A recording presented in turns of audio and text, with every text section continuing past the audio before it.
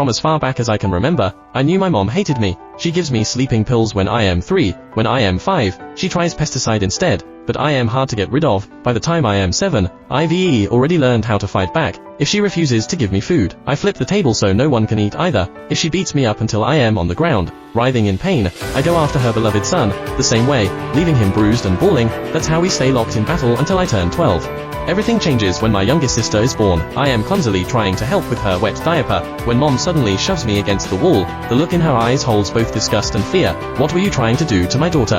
I knew it. You take after that monster of a father.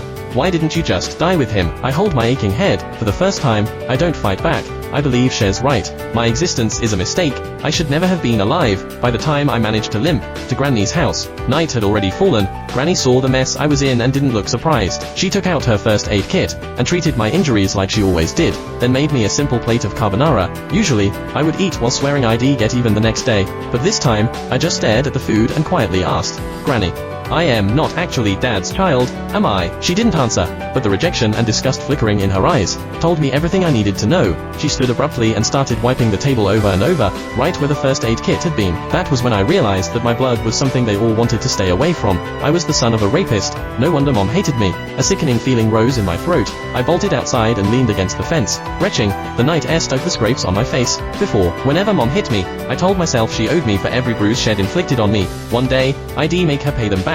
But now, I didn't think I could even look her in the eye. I didn't stay at Granny's. She didn't come after me either. Instead, I wandered the streets with no idea where to go. That was when I saw a family outside a restaurant. They were celebrating someone's birthday, smiling and laughing. The woman in the middle was probably the mother. She looked so happy that I instinctively took a step back. Last year, on MOM's birthday, she'd smiled just like that before she saw me. The moment she saw me walk in, her smile vanished, replaced with utter disgust. Back then, we had an essay with the theme, My Mother. I wrote that mom was a heartless villain. My teacher dragged me into her office and lectured me for an entire period. I barely heard most of it. I only remembered her saying, "No mother in this world would ever stop loving her child." I believed her. I saved money from collecting recyclables and bought my mom a birthday cake. I just wanted a hug, the same kind she gave my brother, Casper Willis, but her frigid expression was like a stab in the heart. I felt like a fool, standing there with that cake in my hands. Anger overwhelmed me. When no one was looking, I went out and caught a couple of frogs in the garden. Then, I hid them in the cake. I could still remember the way she screamed when they jumped out. Back then,